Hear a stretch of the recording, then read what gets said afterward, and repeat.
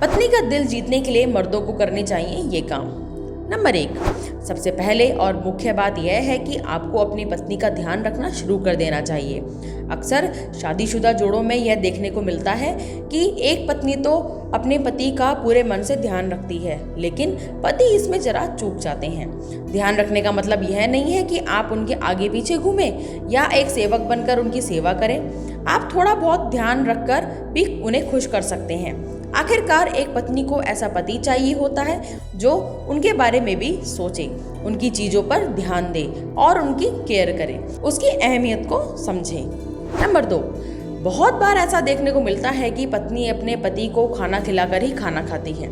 इसलिए पुरुष खाना खाते समय अपनी पत्नी को यह लाओ वह लाओ इत्यादि का निर्देश देते रहते हैं और खुद आराम से खाते हैं।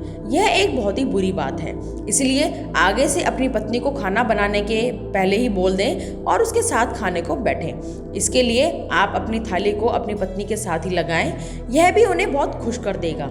इसी के साथ यदि आपके घर में पत्नी का पति के बाद खाना खाने का रिवाज है तो भी आप कुछ नया कर सकते हैं। कहने का अर्थ यह हुआ कि बेशक उसे आपके बाद खाना खाने को दे दें, लेकिन फिर इसमें कुछ छोटा सा बदलाव कर उन्हें खुश कर दें। इसलिए आगे से जब वे आपके बाद खाना खाने बैठे तो आप भी उनसे पूछें कि क्या उन्हें भी किसी चीज़ की आवश्यकता है जिसे आप ला कर दे सकें। नंबर 3, पत्नी के लिए समय निकालें।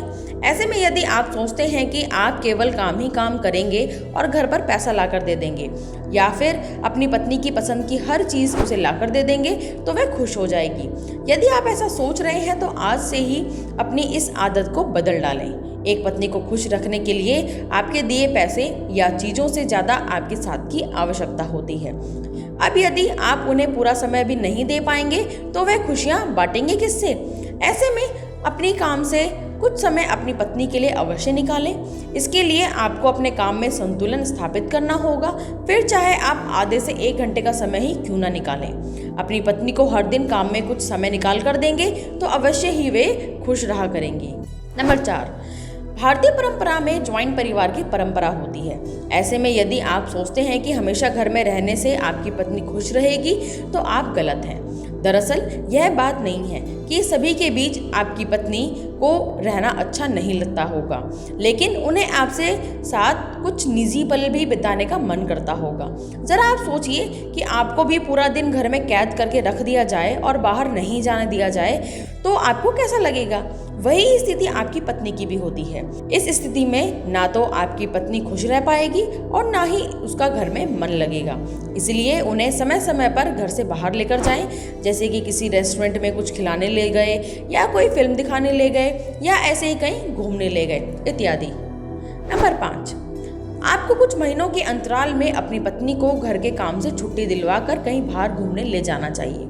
यह ट्रिप आप चाहें तो अपनी सुविधा के अनुसार 6 महीने या 1 साल में कर सकते हैं। यह पूर्णतः आप पर निर्भर करता है।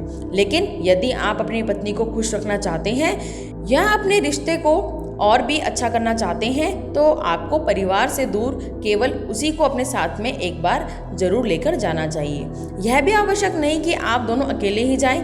आप चाहे तो अपने किसी भाई या बहन जिसकी शादी हो चुकी हो उन्हें भी साथ में लेकर जा सकते हैं, या फिर आपके किसी दोस्त की शादी हो चुकी है या फिर आपके पत्नी की कोई दोस्त है तो जिसकी शादी हो चुकी है तो आप उन्हें भी अपने साथ ट्रिप पर लेकर जा सकते हैं। कहने का अर्थ यह हुआ कि आप दोनों एक साथ में कपल ट्रिप करें और वो भी उनके साथ जिनके साथ आपकी और आपकी पत्नी दोनों की बनती हो।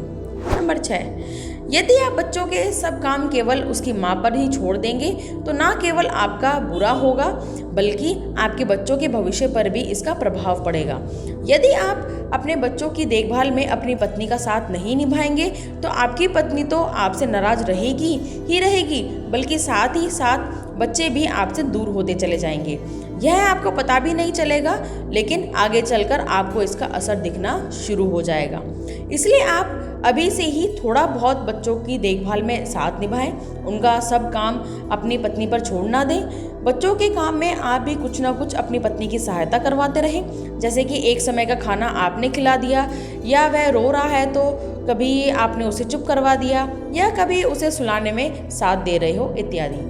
दोस्तों, अगर आप इस वीडियो का पार्ट 2 देखना चाहते हैं तो वीडियो को लाइक ज़रूर करना और कमेंट में पार्ट 2 ज़रूर लिखना। राधे राधे।